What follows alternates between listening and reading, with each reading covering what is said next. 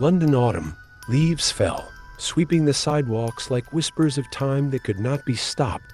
A thin mist blanketed the old city as Eleanor Blake, a 29-year-old young woman, stood in front of the inherited family house that had been abandoned for nearly 3 decades, ever since her grandmother, Margaret Blake, mysteriously died in the attic.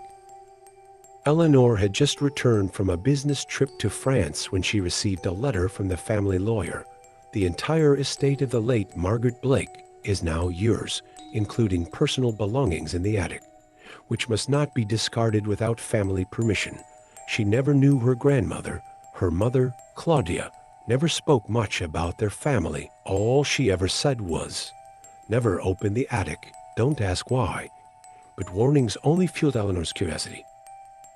She unlocked the old stone house with a tarnished brass key. The creaking door welcomed her like a groan from the past. The air smelled of old wood and mold. The walls were lined with black and white photographs, and above them hung an antique clock that had long since stopped ticking. The first night in the house was quiet to quiet, with no functioning electricity. Eleanor relied only on candles and an oil lamp. She slept in the living room. But that night, she heard footsteps from the attic, slow, heavy steps as if someone was walking above her. The next day, Eleanor decided to break her mother's warning. She went up to the attic, flashlight in hand, and carefully opened the groaning wooden door. The attic was filled with dust, white cloths covering old furniture, and a terrible musty scent.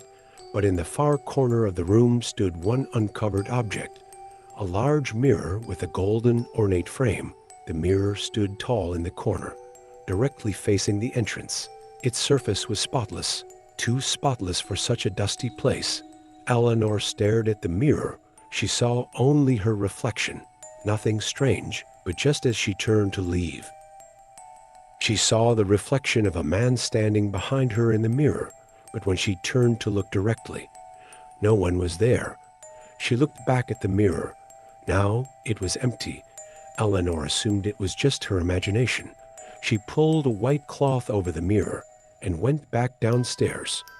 But that night, she couldn't sleep. Her mind kept returning to the man she saw. White hair, pale face, and empty, corpse-like eyes.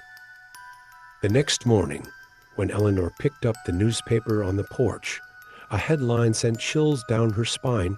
Middle-aged man found dead at Charing Cross underground, sudden death with no injuries. The photo in the paper made her blood run cold. It was the man she saw in the mirror. That morning, Eleanor's hands were shaking as she held the newspaper. The face of the man she saw in the mirror last night was on the front page. It was the same man, the same wrinkles, the same white hair, the same empty eyes. She didn't know him. But somehow, the mirror showed him before he died. Eleanor tried to stay calm. Maybe it's just a coincidence, she whispered to herself, but deep inside, she knew something was wrong. She went back to the attic. The cloth was still covering the mirror. She stared at it, heart pounding. Slowly, she pulled the cloth away. The mirror looked the same, clean and quiet. She saw only her reflection. But then, something was wrong. Her reflection did not move with her.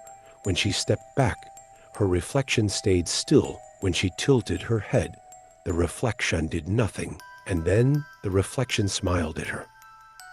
Eleanor screamed and threw the cloth back over the mirror. She ran downstairs, breathing fast. In the kitchen, she drank water and grabbed her phone. She searched for stories about old mirrors. Finally, she found a strange website. It was a forum where people talked about objects that should not exist.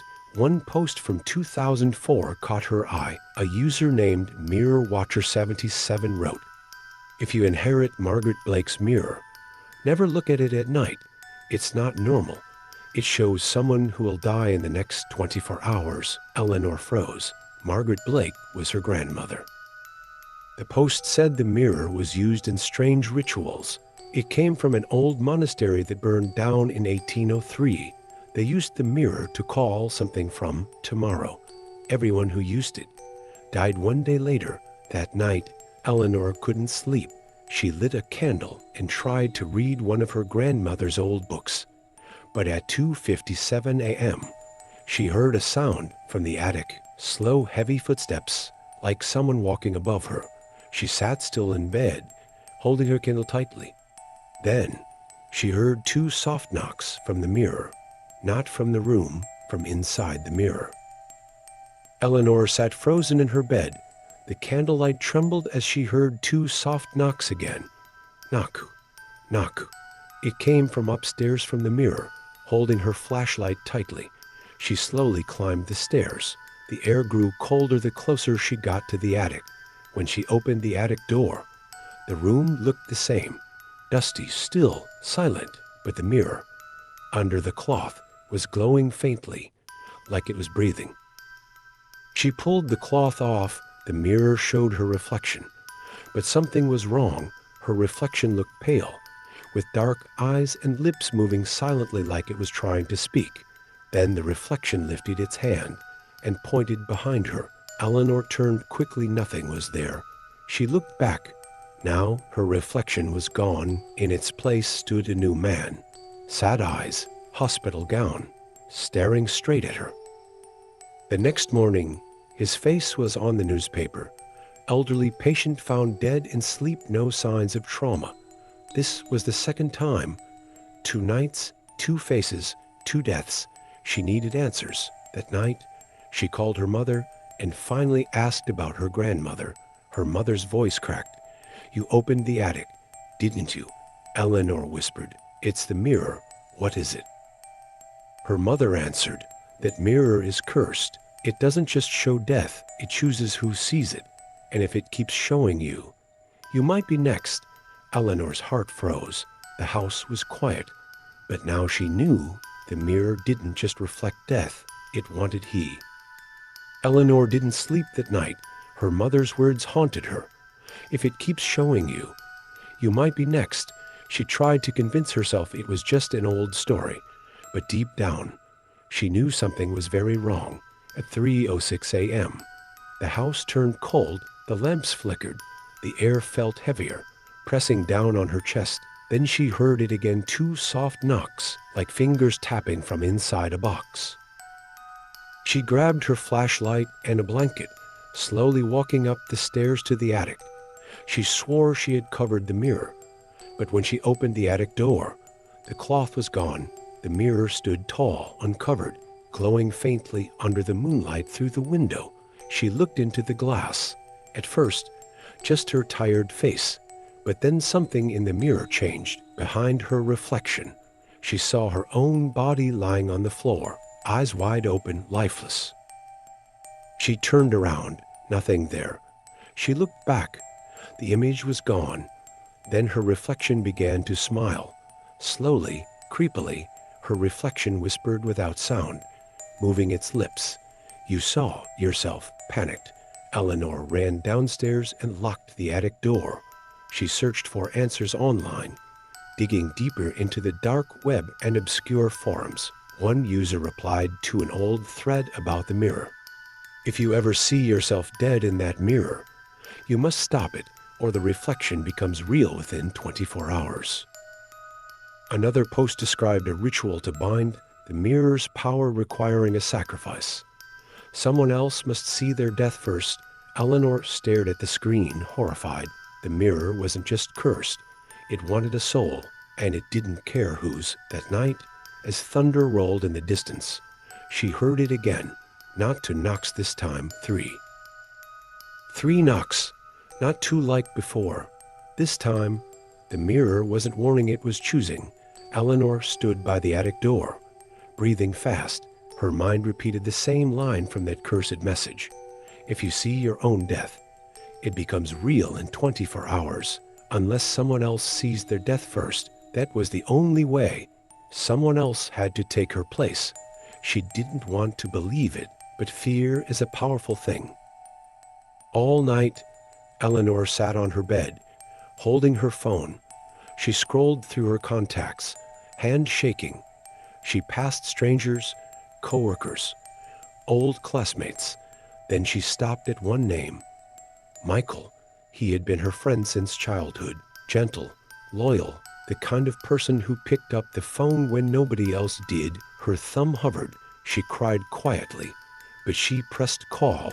"Hey," she said, trying to sound calm. "I found something weird in the attic. It's hard to explain. Came over." Michael didn't even hesitate. Of course, be there soon. When he arrived, the sun had already set. Eleanor smiled at him, but it was hollow. Her stomach was twisted with guilt. They walked upstairs together. The hallway felt colder than usual. Michael laughed softly. "You always did like creepy stuff." He joked. "Is it a ghost? A doll? What am I about to see?" She didn't answer. She opened the attic. The mirror stood uncovered, waiting like a quiet predator. Michael stepped forward. "Is that it?" "Just look," she said. He smiled and leaned in. Seconds passed. Then his body stiffened. His smile faded. His mouth opened slightly. What is this?" He stepped back, eyes wide. "Did you do something, Eleanor?" "What is that?" But Eleanor didn't respond.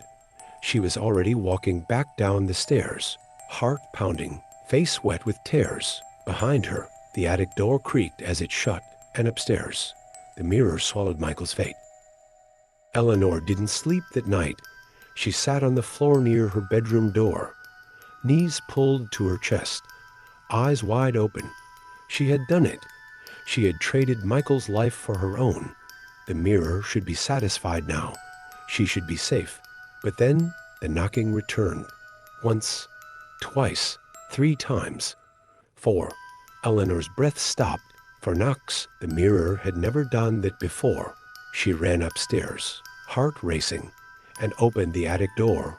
The mirror was glowing, but it didn't show Michael.